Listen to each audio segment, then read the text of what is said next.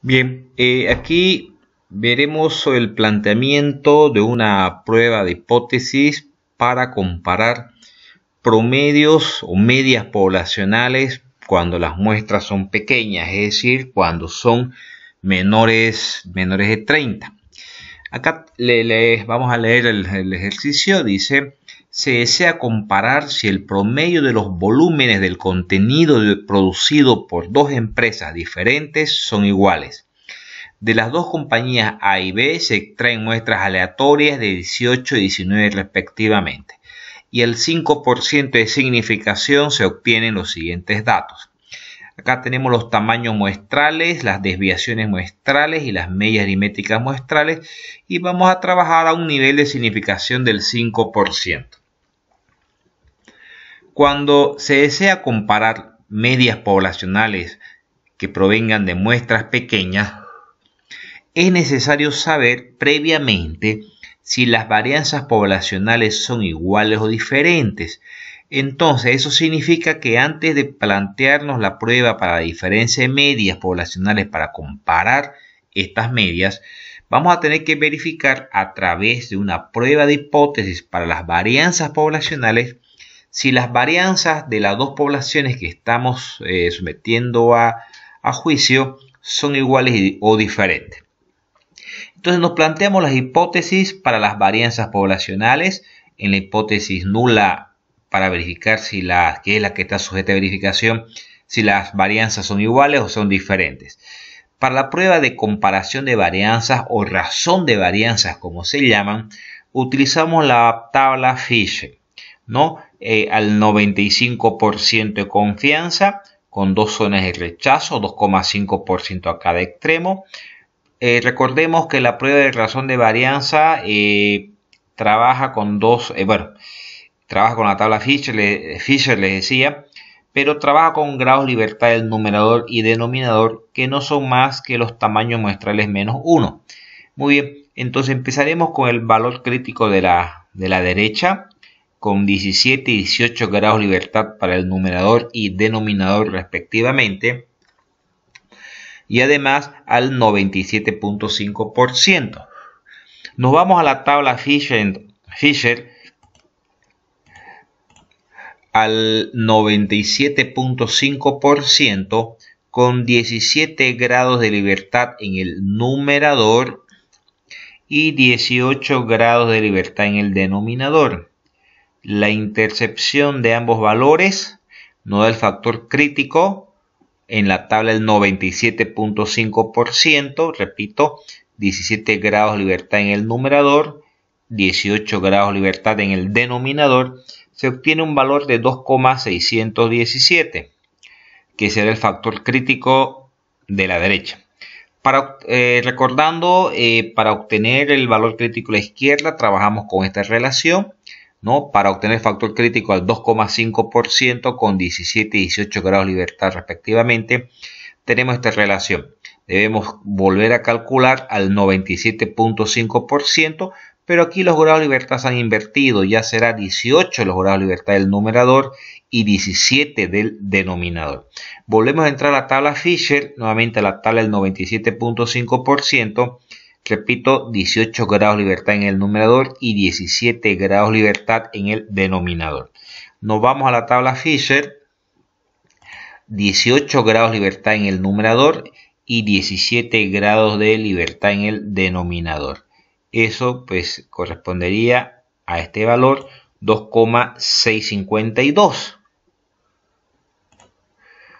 2,652. Por lo que entonces el factor crítico de la izquierda al 2,5% con 17 grados de libertad en el numerador y 18 grados de libertad en el denominador es 0,377. Bien, ya tenemos los dos factores críticos que delimitan la zona de aceptación. Calculamos nuestro estadístico de prueba con esta relación, que no es más que el cociente de las varianzas muestrales, es decir, las desviaciones muestrales al cuadrado. El orden como coloquemos estas varianzas muestrales, en este caso lo hemos hecho A sobre B, debe ser igual a cómo estén colocadas en las hipótesis las varianzas poblacionales. Reemplazando estas desviaciones al cuadrado, obtenemos un factor de prueba de 0,27. Este valor de 0,27 venimos a la gráfica y comparamos si está en la zona de aceptación o en la zona de rechazo. Y veremos que el 0,27 pues está en la zona de rechazo, ¿no? La zona de aceptación está desde 0,377 hasta 2,617. Por lo tanto, el 0,27 está aquí en la zona de rechazo.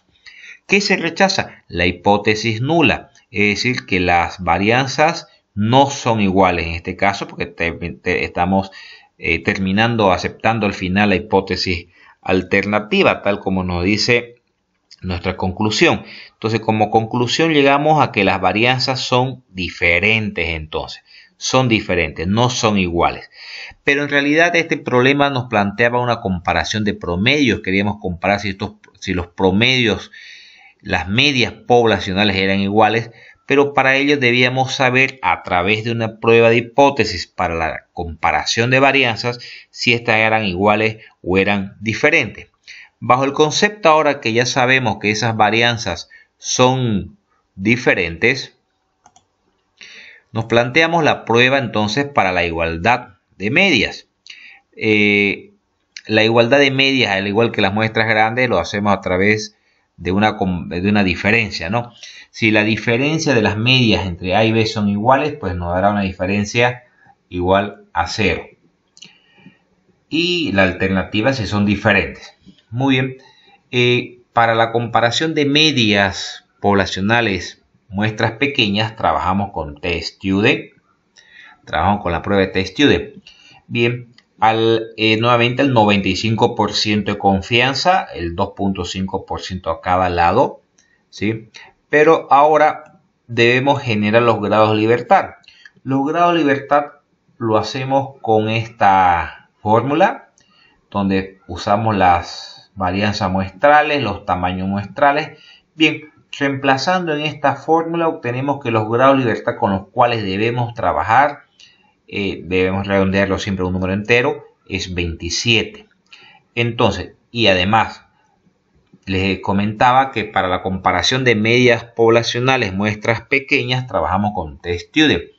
Nosotros al comienzo del ejercicio habíamos hecho la prueba de comparación de varianzas y habíamos llegado a la conclusión de que las varianzas eran diferentes.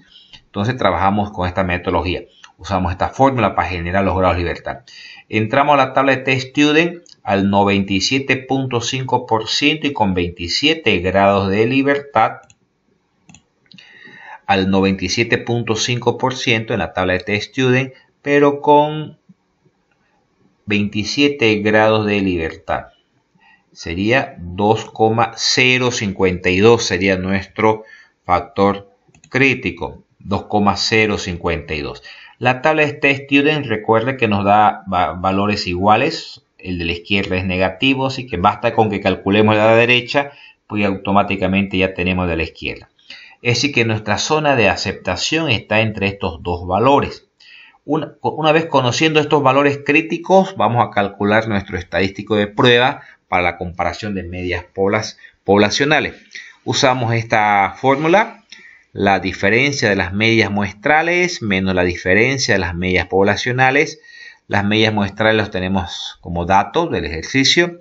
Bien, y la comparación de medias poblacionales pues está en función a nuestras hipótesis, ¿no? Que era igual a 0. Bueno, reemplazamos las varianzas muestrales con sus respectivos tamaños muestrales y obtenemos un estadístico de prueba de 3,698. Ese valor de 3,098 venimos a nuestra gráfica y vemos si está en la zona de aceptación. Habíamos mencionado que la zona de aceptación estaba entre estos dos valores. Por lo tanto, el 3,698 estaría en la zona de rechazo. Si está en la zona de rechazo, ¿qué es lo que rechazamos? La hipótesis nula. Recordemos que es la que está sujeta a verificación. Por lo tanto, rechazamos H sub 0 y aceptamos la hipótesis alternativa. Es decir, que las medias poblacionales son diferentes. Llegamos a la conclusión entonces indicando que se rechaza H sub 0, que existen suficientes evidencias para afirmar que el promedio de los volúmenes del contenido de los productos producidos por ambas empresas son diferentes. Y hemos llegado a esa conclusión a un 95% de confianza. Esta sería la metodología que debemos utilizar cuando queremos comparar medias poblacionales, muestras pequeñas, cuando son menores a 30, pero cuando las varianzas poblacionales son diferentes. Saludos.